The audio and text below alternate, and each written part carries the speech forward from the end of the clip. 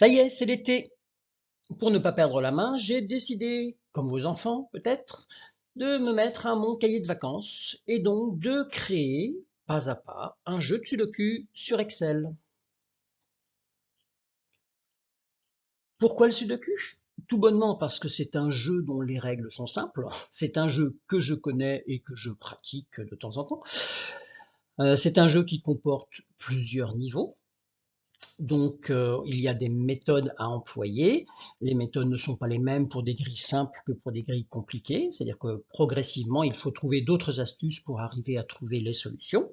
Ce qui nous permet d'imaginer que sous Excel, nous pouvons concevoir un fichier qui va se mettre au point progressivement en fonction de la difficulté des grilles à résoudre. L'important donc, c'est bien de connaître les principes. C'est ce que l'on voit en noir sur la diapositive qui est devant vous, enfin l'écran qui est devant vous. Mais l'important aussi, c'est d'en tirer les conséquences. C'est-à-dire que lorsqu'on fait un cahier des charges, lorsqu'on réfléchit à ce que l'on doit faire, Excel, par exemple, va nous permettre de prendre des précautions. Si je mets conséquence, pas de doublon, ligne, colonne ou carré, il peut être intéressant de se dire comment, avec Excel, je suis capable de signaler qu'il y a un doublon. D'autres précautions qui paraissent anodines parce que sur papier on n'y fait pas attention, les chiffres pré-remplis ne peuvent pas être effacés. Sous Excel, dans la vraie vie, dans notre vie de tous les jours, nous avons aussi ce genre de contrainte qui est qu'on ne souhaite pas que les utilisateurs puissent effacer les données qui sont indispensables. Donc voilà, un véritable projet à partir d'un petit jeu, ce qui vous permettra peut-être, d'une manière ludique, d'appréhender la création d'outils Excel d'une manière un petit peu différente. La réalisation que je vous propose est donc un bon exercice pour faire le tour un petit peu de ce qu'Excel peut nous proposer, que ce soit en termes de fonctions, création de formules, de techniques comme l'utilisation de calculs intermédiaires. Il y a de la place dans les feuilles Excel, donc pourquoi ne pas en profiter?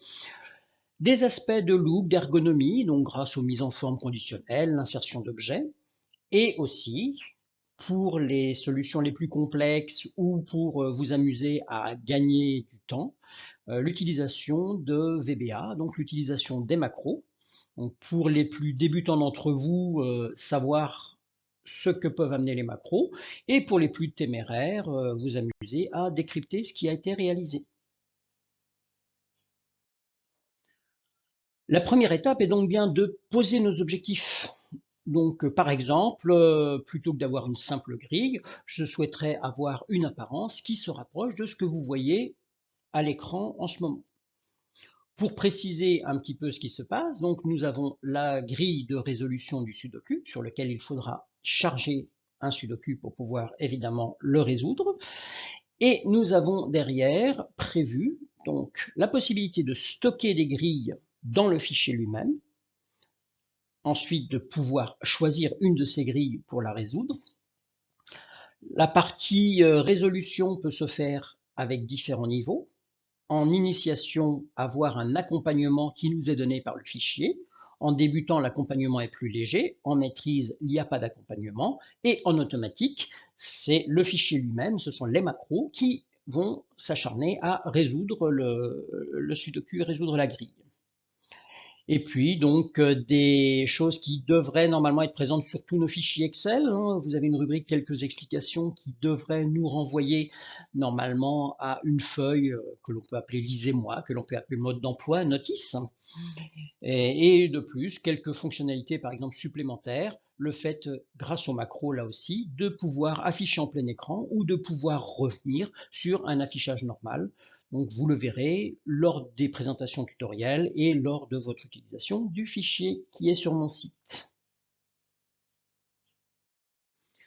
Nous avons trop souvent tendance à nous focaliser trop tôt sur cet aspect apparence de fichier. C'est important quand même d'en avoir une idée, mais ce que je vous ai présenté dans les objectifs tout à l'heure n'est que le fruit de 3-4 évolutions par rapport à mon idée initiale. Dans mon idée initiale, par contre, j'avais regardé ce que pouvait donner en apparence le fichier, avec surtout les boutons dont j'aurais besoin au niveau du menu, donc les fonctionnalités qu'il me faudrait mettre en place. Ce qui m'a permis de définir un cahier des charges en traduisant cet aspect, en le traduisant en français, et donc pour pouvoir ensuite le modéliser sous Excel. Un autre aspect important que l'on néglige souvent, c'est de se préparer les exemples les plus simples possibles, des exemples dont on connaît le résultat, ce qui nous permet au fur et à mesure de notre modélisation de pouvoir vérifier que les résultats sont cohérents avec ce que nous attendions. Ce qui nous permettra de mettre au point progressivement notre fichier. D'autant plus que, comme je le disais précédemment, il y a plusieurs niveaux de grilles de Sudoku, et donc les grilles les plus simples vont se résoudre avec des méthodes qui vont être plus évidentes, et sur les grilles plus expertes, plus compliquées, il faudra sans doute utiliser des méthodes complémentaires. Mais en travaillant d'une manière progressive, une fois que nous aurons mis au point nos méthodes pour les grilles les plus évidentes, nous pourrons déjà nous amuser à résoudre ces grilles évidentes. Ensuite, nous compléterons au fur et à mesure la performance de notre fichier. Exactement ce que l'on devrait faire lorsqu'on fait un développement d'outils. Comme je le disais, j'estime que ça ne sert pas grand-chose de commencer à travailler sur un fichier si on n'a pas déjà prévu les exemples qui vont nous permettre de tester la mise au point au fur et à mesure. C'est dommage d'attendre la fin d'un fichier pour s'apercevoir qu'on s'est trompé au tout début. Donc ces exemples, je les ai récupérés sur différents carnets papier, exemples débutants, intermédiaires, difficiles, experts, puisque je vais considérer que je voulais faire 4 niveaux.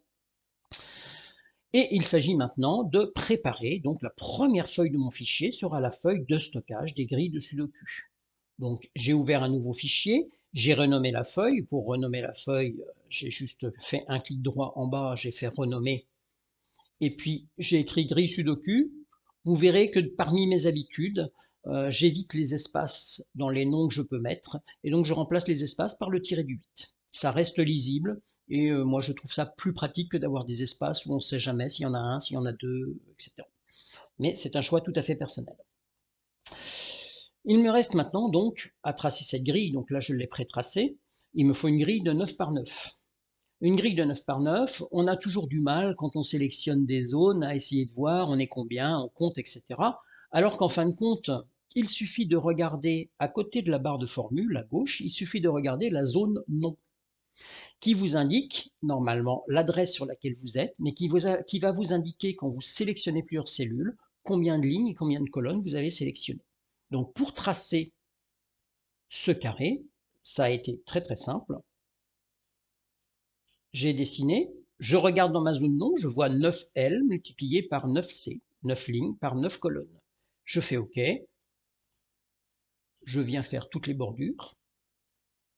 Ensuite, je sélectionne bordure extérieure épaisse, de façon à marquer mes carrés unitaires de 3 par 3.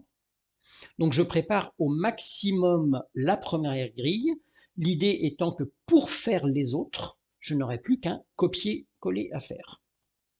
J'ai préparé ça. Je suis allé, c'était peut-être déjà fait, je suis allé sur cette zone-là. Dans le format, non, on voit, les cellules sont verrouillées, le cadenas est grisé. Je vais déverrouiller ces cellules, comme ça je pourrai en final protéger ma feuille pour éviter d'effacer les titres, éviter d'effacer des formules s'il y en a. Mais par contre, je pourrais écrire dans mes cellules grises et je ne pourrais pas écrire dans les cellules qui sont restées en blanc. Donc toutes ces cellules-là maintenant ont la propriété déverrouillée. J'ai décidé, pour mon confort personnel et pour regarder un petit peu ce qui se passait, de mettre une formule qui me calcule le nombre de valeurs, donc chiffres, puisque c'est NB, le nombre de chiffres présents dans la grille. Pour faire un test, il suffit que j'en mette un, on voit que ma valeur ici passe à 1. Mon carré de base est prêt. Je vais maintenant sélectionner, y compris la colonne avec ma formule, et je tire. Je remplace débutant ici par intermédiaire. Ici, cela va être difficile. Difficile. Et puis ici, ça va être expert. Un dernier point, vous avez sans doute fait la remarque, mes différentes grilles ont intérêt à avoir une apparence carrée parce que visuellement, je pourrais me repérer plus facilement qu'avec des largeurs par défaut où on voit que mes colonnes sont beaucoup plus larges et que mes lignes sont hautes. Alors pour cela, on se dit, il suffit de modifier, on va faire l'exemple sur AP. Donc AP, je voudrais qu'elle soit à la même grandeur, pour faire un carré, la même grandeur que la ligne 3. Si je prends AP, que je fais un clic droit, que je fais largeur de colonne, il m'indique 10,71.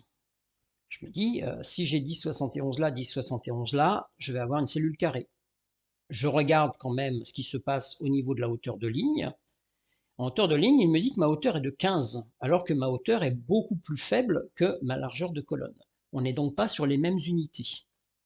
Par contre, si vous vous mettez à l'intersection entre deux lignes et que vous cliquez, au moment où vous voyez que votre curseur vous propose de modifier la largeur de ligne, si je clique, il me dit que ma ligne a une hauteur de 15, mais elle fait 20 pixels. Le pixel, c'est le point de base sur un écran. Je viens faire la même chose au niveau de la colonne, un clic droit, pardon, ici, un clic, 10,71, 80 pixels. Si je ramène 80 pixels à 20 pixels, allez, il faut faire un effort, voilà, je relâche, je me retrouve avec une cellule qui est carrée.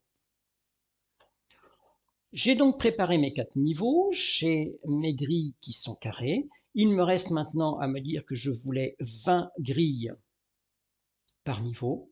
Je resélectionne ma zone, je la prends, je la tire. Allez, soyons généreux, on va aller, pas trop quand même, après je vais effacer. Je vais aller voilà, à peu près à 215, je tire, on voit que j'arrive jusqu'à 22. Quand on a tiré avec la poignée, automatiquement, on voit que les numéros ici se sont incrémentés, les formules se sont répétées et mes grilles avec leurs propriétés donc de cellules déprotégées ont été copiées. Il ne me reste plus qu'à effacer ce que j'ai en trop, c'est-à-dire celle-ci, clic droit, supprimer. Voilà ma feuille, elle est prête, les hostilités vont pouvoir commencer. La première page de ce cahier de vacances se termine. A priori, cette journée s'est bien passée. Nous avons pu définir notre projet, les grandes lignes de notre projet. Nous avons commencé à préparer, donc ce qui est pour moi très important, une feuille qui va recevoir les exemples qui vont nous servir à mettre au point. Cette feuille servira ensuite à mettre les grilles à résoudre. Il ne nous reste plus qu'à nous intéresser maintenant au calcul, ce que nous verrons à partir de la prochaine fois. Je vous dis donc à demain.